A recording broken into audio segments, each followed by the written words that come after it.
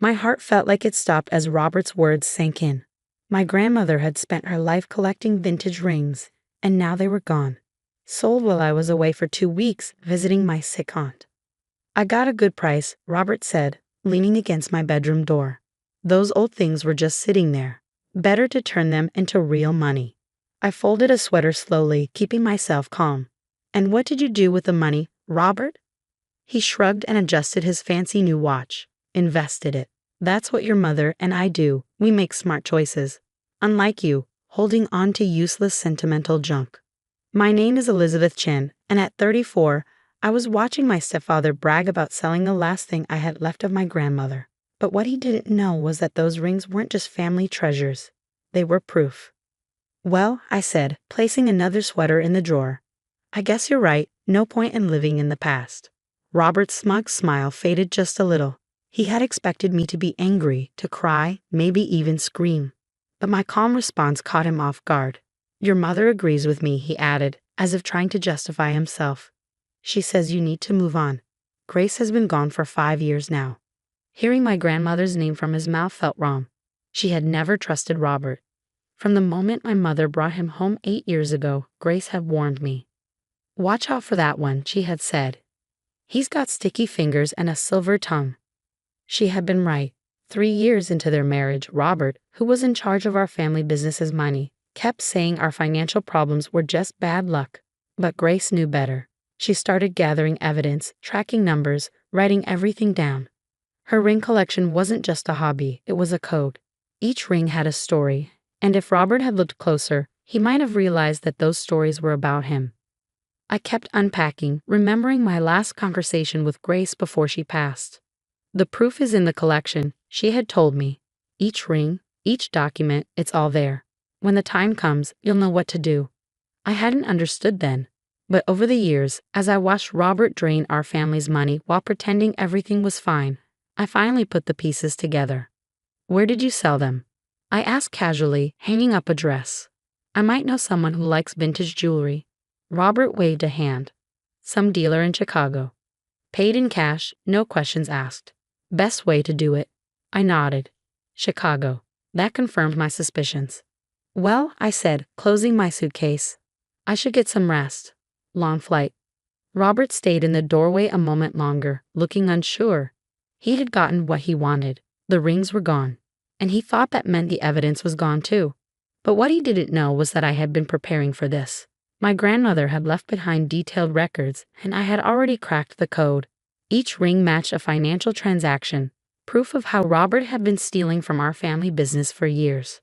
And thanks to my grandmother's careful planning, I had copies of everything, documents, appraisals, notes, all backed up safely online, waiting for the perfect moment. That night, I lay in bed, listening to the quiet creaks of the house. Through the wall, I could hear Robert and my mother talking in their room. She didn't even cry, Robert said, sounding annoyed. Just accepted it like it didn't matter. Maybe she's finally growing up, my mother replied. Learning to let go, like you've been telling her. I turned over and pulled my phone from under my pillow. It was time to act. I sent a quick message to Michael, my contact at the FBI's Financial Crimes Division. It's done. He sold the collection, just like we expected. Chicago dealer, cash deal. Michael replied almost immediately. Perfect. That completes the pattern. We move forward. Are you sure? No turning back after this. I thought about my grandmother, how hard she worked to build our family's business, and how Robert had spent years stealing from it while convincing my mother he was helping. I'm sure. I typed back. It's time to finish what Grace started. The next morning, I drove to our family's flagship store in downtown Seattle. My grandparents had built the business from nothing, and now we had 12 locations across the Pacific Northwest.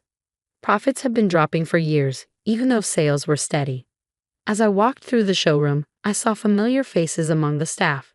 I remembered following Grace through the same space as a child, learning from her, not just about jewelry, but about honesty, about building something that lasts. Elizabeth. Robert's loud voice cut through the store. He walked toward me, arms open in an exaggerated welcome. Didn't expect to see you today. Thought you'd be resting after your trip. Just wanted to check in. I said, noticing how some employees stiffened when he got close. They knew something was wrong, even if they couldn't prove it. See how things are going. Everything's fine, he said quickly, too quickly. In fact, I was just about to make some calls about a new investment. Great opportunity. I had no doubt. Another fake company, another trick to move stolen money.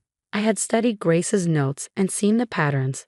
Robert shifting funds through a tangled web of transactions, always staying just out of reach. Sounds interesting, I said. Maybe we can talk about it over lunch. I'd love to learn more about the business side of things. Robert's eyes narrowed slightly. In all these years, I'd never shown interest in his financial dealings. My sudden curiosity put him on edge. Sure, he said slowly. Let's do lunch tomorrow. I have some important meetings today. Of course. I smiled. Tomorrow's perfect. Oh, and Robert? I called as he turned to leave. Thanks for handling grandmother's rings. You're right, it's time for some changes around here. He paused, searching my face for sarcasm. Finding none, he gave a short nod and walked off. As soon as he was gone, I sent another text to Michael. He took the bait. He's nervous about my sudden interest in the business. Good, Michael replied. Keep him talking. We've traced the Chicago dealer. Just need a few more days. I walked through the store, running my fingers over the displays, remembering Grace's lessons about quality and craftsmanship. Robert thought selling her collection had erased her influence. In reality, he had just given me the final proof I needed to expose him. Tomorrow's lunch would be interesting, but first, I had one more stop. I drove to the cemetery where Grace was buried, placing fresh flowers on her grave. The cool autumn wind rustled through the trees, carrying the scent of rain. It's happening, Gran, I whispered. Everything you predicted. Everything you prepared for. Robert finally made his move. I touched the simple gold ring on my right hand, the only one from Grace's collection that Robert hadn't sold. She gave it to me the day before she died, along with a single piece of paper. At the time, it didn't seem important. But now, along with all her other records, that paper would help bring down the man who had spent years stealing from our family while pretending to protect it. You were right, I whispered. The truth always comes out. Sometimes it just needs a little help. The next day was gray and drizzly. Typical Seattle weather. I arrived at Luciano's, Robert's favorite overpriced Italian restaurant, 5 minutes early. He was already there, sipping a martini at 11:30 in the morning. Elizabeth, he said, standing as I reached the table. Glad you could make it. I ordered you a glass of wine. Just water for me, I told the waiter. I need a clear head for business discussions. Robert's smile tightened. Of course, always so serious, just like Grace. I pulled out a small notebook. Speaking of Grace, I've been going through some of her old business records. Interesting stuff. His martini paused halfway to his lips. Old records? What kind of records? Oh, you know, transaction histories, supplier contracts, investment details. She was very organized. I watched him closely. Did you know she kept a file for every ring in her collection? Every purchase, every certificate, every business connection. Robert set his glass down hard. Those files were destroyed years ago during the office renovation. The paper copies, yes, I said. But Grace believed in backups. Digital copies, safe and secure. The color drained from his face. You're bluffing. There's no way. Robert. A new voice cut him off. 2 men in suits stood beside our table. I'm Agent Michael Chen, FBI Financial Crimes Division. We need you to come with us. What happened next was almost like a movie. Robert jumped up, knocking over the table in his panic. He ran 3 steps before another agent blocked him. The restaurant fell silent as he was handcuffed and led away, shouting that he was innocent. I calmly sipped my water. Miss Chen, Agent Chen said, we'll need you to come with us to make a formal statement. I nodded, gathering my things. Of course, just let me call my mother first. That was the hardest part. My mother had always been brilliant at designing jewelry, but she trusted Robert completely with the business finances. Finding out he had been stealing from us for years would break her heart. As I listened to her sobs over the phone, I knew we had done the right thing. The truth hurt, but lies had already cost us too much. At the FBI office, I handed over everything. Grace's records, the connection between the rings and Robert's fraud, the fake suppliers, the hidden bank accounts. Your grandmother was brilliant, Agent Chen said, flipping through the evidence. She left a perfect paper trail of Robert's crimes hidden in the details of her collection. He thought selling the rings would erase the proof, I said. Instead, it only confirmed everything. The investigation moved fast. The Chicago dealer turned out to be one of Robert's accomplices, helping him launder money. The rings were recovered, each one still carrying its hidden evidence. Facing overwhelming proof, Robert took a plea deal, 8 years in prison and full repayment of the money he stole. The total amount shocked even me, nearly $12 million over 7 years. My mother filed for divorce right away. She put all her energy into rebuilding the business, turning her pain into something positive. Together, we updated our systems, improved security, and brought our family company back to its former success. 6 months later, I stood in the store's newly renovated vault, carefully placing Grace's recovered rings in a special display. Each piece sparkled under the lights, a symbol of the justice we had achieved. Your grandmother would be proud, my mother said softly, not just because we saved the business, but because you handled everything just like she would have, with patience and careful planning. I touched the simple gold ring I still wore, Grace's last gift to me. She had taught me that real justice isn't about revenge. It's about standing up for what's right, no matter how long it takes.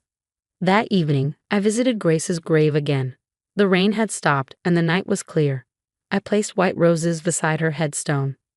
We did it, Gran, I whispered. Robert never saw it coming. He was so focused on himself that he didn't see the truth right in front of him. I told her about the business, how it was thriving again, and how her ring collection now stood as a symbol of strength, inspiring the next generation of women in our family. On my way home, I passed the prison where Robert was serving his sentence. I didn't stop or even slow down. He was part of the past now, a lesson in trust and vigilance. The next morning, a package arrived at the store. Inside was a letter from Robert's former secretary and a stack of documents. I always knew something was wrong, she wrote, but I was too afraid to speak up. Your grandmother once told me that the truth always finds a way, like a diamond rising through the earth. She was right. These are copies of everything I saved over the years, just in case someone was brave enough to act. I placed the documents alongside Grace's carefully coded records. Together, they told a story of greed and betrayal, but also of wisdom, courage, and justice. The business continued to grow. We created the Grace Chen Foundation, offering scholarships for women in business and forensic accounting. Every recipient received a small gold ring, a reminder that patience, intelligence, and careful documentation are the best tools against corruption. Years later, when Robert was released from prison, he tried to reach out. His lawyer sent a letter full of apologies and excuses, asking for a second chance. I sent back a single photo, Grace's restored ring collection, now displayed with the evidence that had exposed him. No words were needed. The truth, as Grace always said, speaks for itself. Some called it karma. Others called it justice. But I knew it was something simpler. A grandmother's love and wisdom kept alive in a collection of rings worth more than anyone had imagined. Well, anyone except Grace. The last paper she gave me, the one that once seemed unimportant, now hangs framed in my office. In her elegant handwriting it says, "The truth is like a diamond. It may stay hidden for years, but its value never fades. Watch, wait, and when the time is right, let it shine." And shine it did, bringing light to darkness and justice to those who thought they were untouchable, just as Grace had planned all along.